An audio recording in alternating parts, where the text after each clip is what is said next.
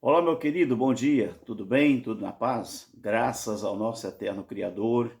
Mais uma vez, o Senhor, o nosso Deus, nos proporciona este momento maravilhoso em que nós podemos conversar com você sem a necessidade, sem a interferência de alguém nos atrapalhar e nos tirar, não é?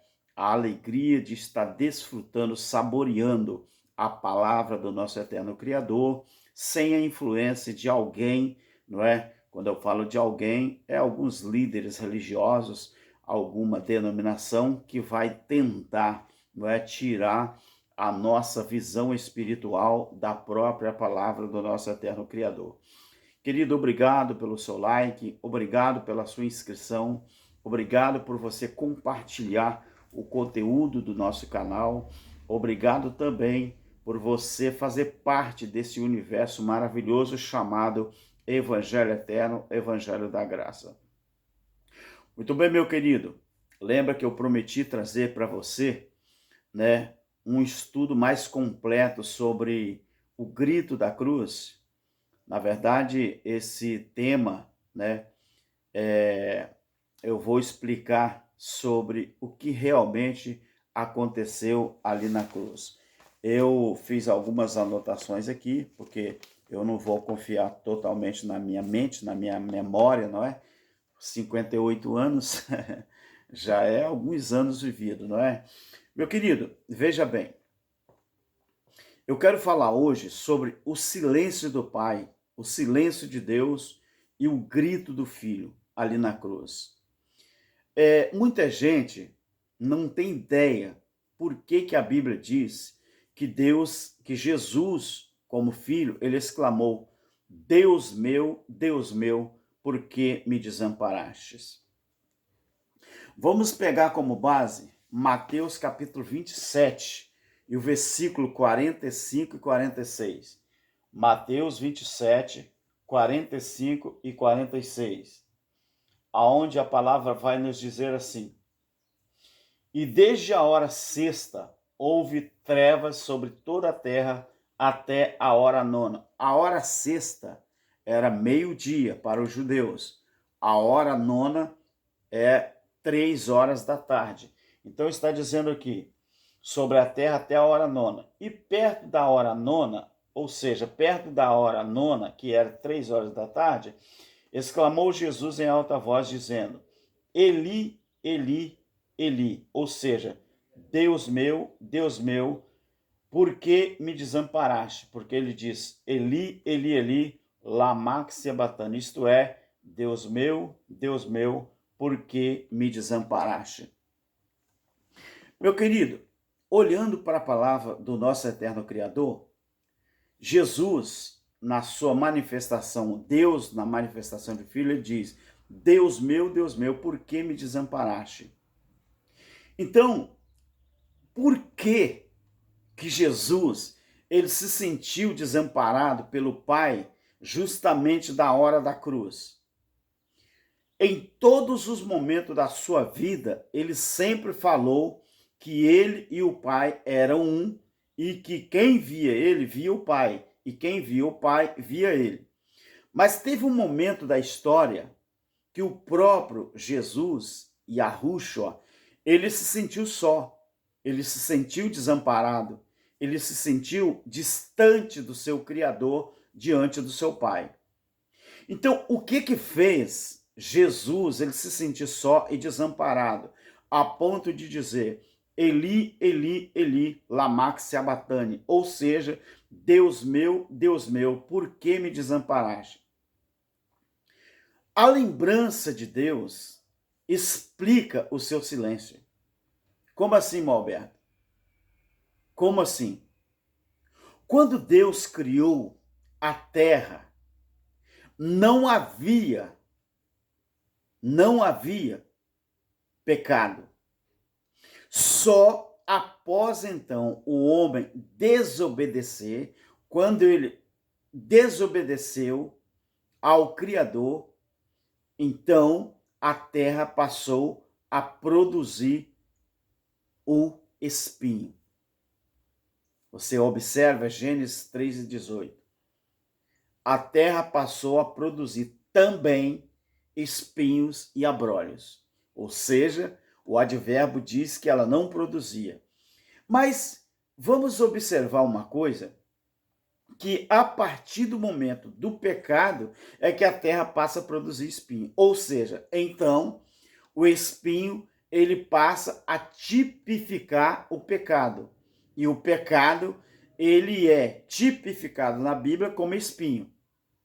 Então, já começamos a entender por que após o pecado, Deus então faz a terra produzir espinhos.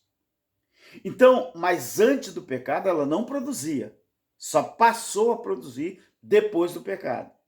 Por isso o verbo também. Então vamos explicar, meu querido, a razão de ter sido Jesus coroado com uma coroa de espinho. Vamos ler Isaías 53 e o versículo 4. Isaías 53 e o versículo 4. E você já vai entender.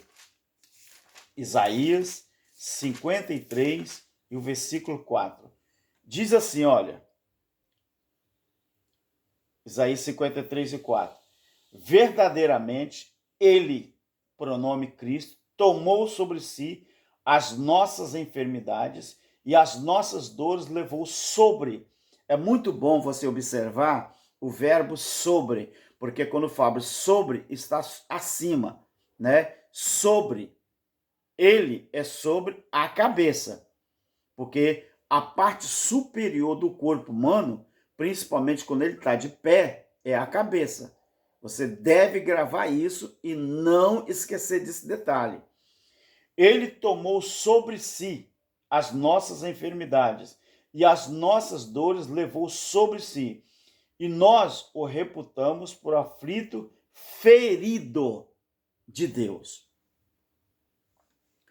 Então, você observando de perto, meu querido, você vai observar uma coisa muito interessante. Dá uma olhadinha no versículo 13. Dá uma olhadinha no versículo 13. Olha o que diz aqui. Capítulo 55 e o versículo 13 de Isaías. Olha o que diz aqui. Em lugar do espinheiro crescerá a faia, e em lugar da sarça crescerá a murta. Isso será para o Senhor por nome, por sinal eterno que nunca se apagará. Isso aqui está falando sobre a salvação de Israel. Quando você observa aqui no versículo 13 do capítulo 55, em lugar do espinheiro crescerá a faia, está falando, tipificando que o pecado ele seria extirpado, assim como o espinheiro ia dar lugar à faia. Ou seja, quando a restauração de Israel fosse feita, então o espinho que tipificava o pecado seria extinguido. Então, quando você observa isso aqui, qual foi então, meu irmão Alberto, a razão por que Jesus foi coroado de espinho? Por que ele foi coroado de espinho? Isaías 53, 4. Ele tomou sobre si as nossas enfermidades. Se espinho, ele tipificava pecado, então quando aconteceu isso aqui, ó, Mateus 27, preste atenção, 27 e 29. Olha uma coisa interessante, Mateus 27 e 29. E tecendo uma coroa de espinhos, puseram-lhe na cabeça e em sua mão direita uma cana, e ajoelhando diante dele, o escarneciam, dizendo: Salve, rei dos judeus. Quando os soldados romanos estavam tecendo uma coroa de espinho para colocar sobre Jesus, que era na cabeça, eles estavam fazendo cumprir aquilo que a Bíblia diz de Isaías 53 e 4. Porque aquela coroa de espinho, meu querido, tipificava todas as transgressões, todos os pecados que os judeus cometiam. Por isso ela foi colocada na cabeça de Jesus. Quando foi cravado aquela coroa de espinho, ali, naquele sangue que estava saindo da sua cabeça, representava a remissão dos pecados, das transgressões dos judeus. Então, tipologicamente falando, espinhos representava pecado.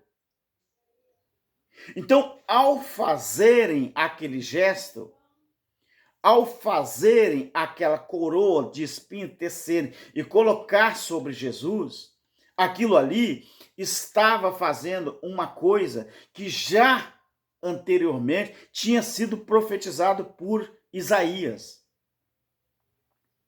Então, quando Deus, agora que é importante, meu querido, todo estudo é importante, mas sempre tem um clímax. Quando Jesus na cruz, estendido, aqui não dá para pegar todo o vídeo, de uma mão para um lado e uma mão para o outro. Você lembra que na Bíblia está registrado que tinha 2 ladrões, um de um lado esquerdo, um de outro lado direito? Você lembra que um ladrão, ele se arrependeu e o outro não se arrependeu? Então um representava a morte e o outro representava a vida. O que se arrependeu se representava a vida. O que não se arrependeu representava a morte. Só que Jesus, ele estava na cruz com a mão, um braço para um lado e o outro braço para o outro lado, assim, ó. Mas só que a cabeça de Jesus ainda estava de pé na cruz. Mas o que estava na cabeça de Jesus? A coroa de espinho. E a coroa de espinho representava o quê? Representava os pecados dos judeus, a transgressão do judeu, porque tipologicamente espinho passou a representar pecado. Passou a representar transgressão. Gênesis 3:18. Deus tinha que fazer alguma coisa para trazer a memória. Então, quando um ladrão se arrepende e o outro ladrão não se arrepende, ainda tinha um obstáculo. Aonde estava o obstáculo? Na cabeça de Jesus. Então, quando Jesus clamou, Deus meu, por que o Senhor me desamparou? A Bíblia diz que quando Deus olhou do céu para baixo, Deus, ele não viu o seu filho na cruz. Ele viu a coroa de espinho tipificando os pecados da humanidade da época. Então Jesus se sente desamparado porque Deus não respondeu. Então o silêncio do Pai explica por que Jesus se sentiu desamparado. O grito do filho ali na cruz quer dizer muita coisa. Quando Deus olhou do céu para baixo e viu o seu filho, que era o próprio Deus na pessoa de filho, ele olhou a cruz e olhou a coroa de espinho. Ali estava sobre ele todos os pecados, as transgressões dos judeus. Então Deus não atendeu o seu filho, por quê? Porque foi para aquele propósito que ele veio. O detalhe, meu querido, sabe qual é? Qual é o detalhe? Que quando um ladrão se arrepende e o outro não se arrepende, olha que coisa linda. Se a coroa de espinho na cabeça de Jesus representava todas as transgressões que os judeus praticaram desde o Gênesis, Na hora que ele entrega o espírito para morrer na carne, o que aconteceu com a cabeça de Jesus? Você lembra? Ele fez isso, ó, com os braços estendidos de um lado para o outro. Ele faz isso.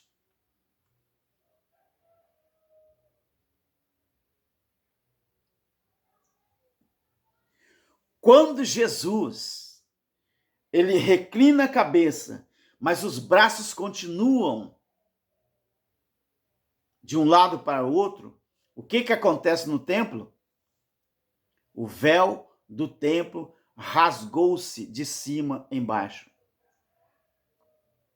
Sabe o que representava a cabeça de Jesus erguida entre a morte e a vida?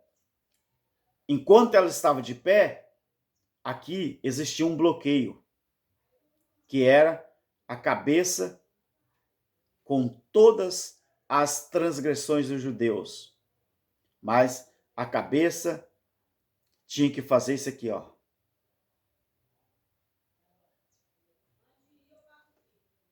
A cabeça não podia ficar assim, ela tinha que fazer isso aqui, ó.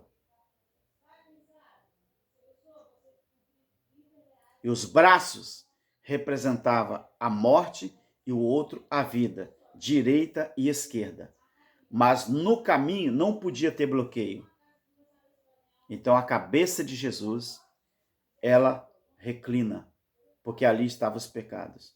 Então quando Jesus entrega o Espírito, que é a cabeça dele, abaixa, então o caminho da morte para a vida estava desbloqueado.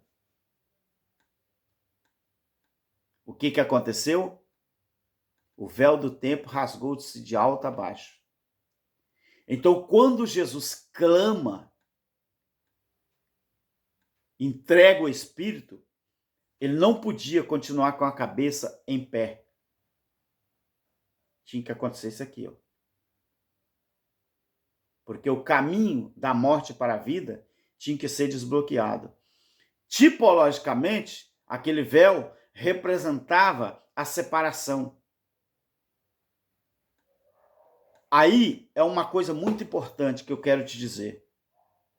Você sabe por quê que a religião ela pegou a prerrogativa da salvação para ela?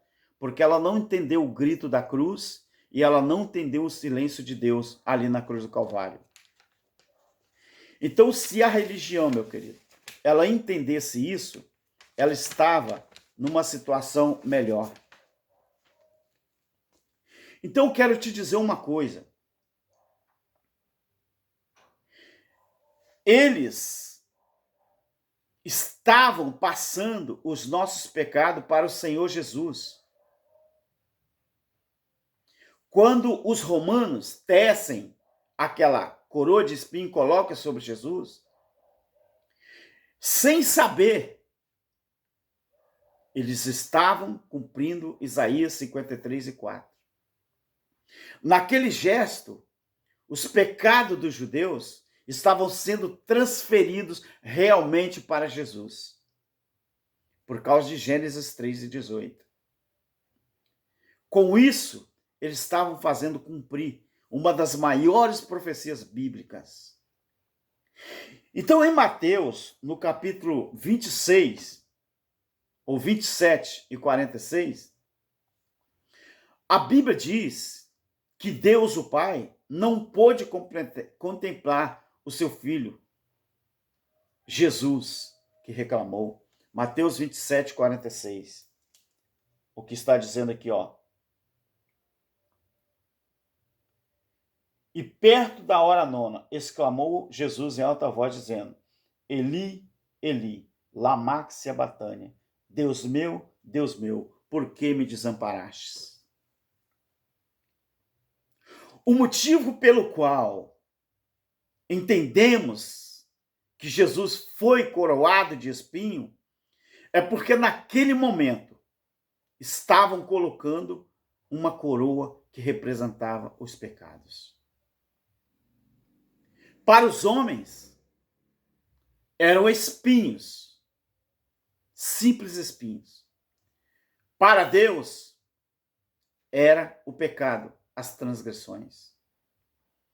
Naquele justo momento, meu querido, Deus estava lembrando o porquê foi produzido os espinhos na terra. Você entendeu?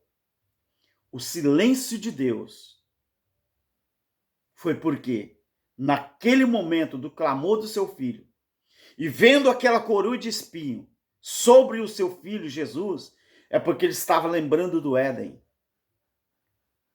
Que os espinhos passou a representar, tipologicamente, o espinho passou a representar pecado. Então, quando Deus olha de cima para baixo, ele não vê o seu filho. Ele vê todos os pecados da humanidade, desde Adão até naquele momento. Então, o grito do seu filho explica, o silêncio de Deus explica o grito do seu filho. Então, meu querido, a palavra do nosso Criador é muito boa. Basta você buscar entendimento nela. Eu espero, meu querido, que você entendeu. Não acredite naquilo que líderes religiosos, pastores, vêm te falando. Não. A diferença entre nós e eles é que nós buscamos conhecimento para passar para você. Não é a religião que tem esqueci o verbo aqui. A prerrogativa, lembrei. Não é eles que têm a prerrogativa da salvação, não. A prerrogativa da salvação, ela foi feita na cruz. Tá bom? Aquele grito só faz sentido para você se você entender a cruz. Aquele grito só faz sentido para você se você entender a coroa de espinho. Aquele grito só faz sentido para você se você entender o Evangelho eterno. O Evangelho eterno, ele nos revela o teor da palavra. Os mistérios da Bíblia estão inseridos no Evangelho eterno.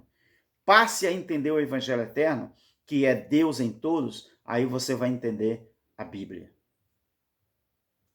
Fique com o Eterno Criador e bom estudo para você. Compartilhe esse vídeo, querido. Compartilhe e vamos fazer que esse vídeo chegue a mais pessoas, tá bom? Nos ajude deixando o seu like e se inscrevendo no nosso canal, para a honra e glória do nosso Criador. Graça eterna. Amém.